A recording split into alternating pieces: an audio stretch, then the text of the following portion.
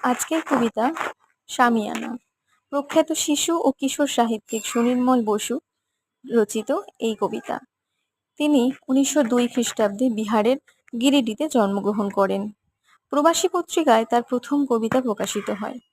তিনি কবিতা, ছড়া, গল্প, উপন্যাস, রূপকথা, নাটক ইত্যাদির মাধ্যমে শিশু কিশোর উপযোগী সাহিত্য রচনা করেন। চৌধুরীদের শামিয়ানা বাইরে সেদিন হলো আনা। সবাই বলে এ উহারে, ব্যাপারটা কি? চৌধুরীদের ছোট মেয়ের বিয়ে নাকি? কেউ বা বলে হয়তো নাতির অন্নপ্রাশন, হচ্ছে বিপুল তাই আয়োজন।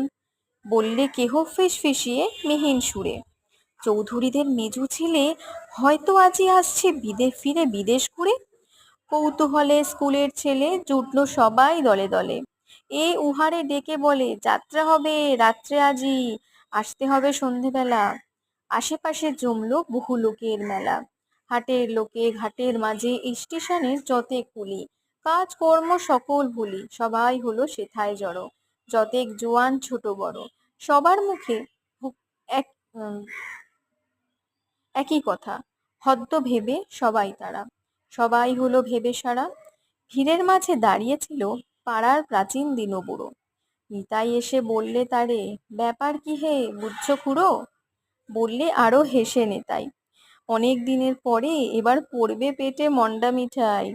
শুটকে ভায়া আছি মোরে, ছাপোষা লোক জুটবে বেশি কেমন করে?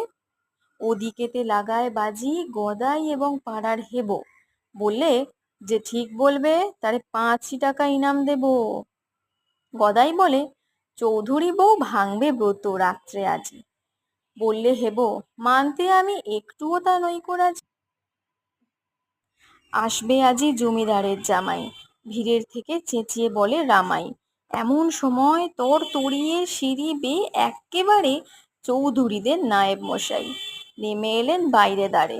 সবাই বলে নিঃশেষ ফেলে, এবার যাবে জানা আজকে কেন বার হলো এ বিরাট বিপুল শামিয়ানা।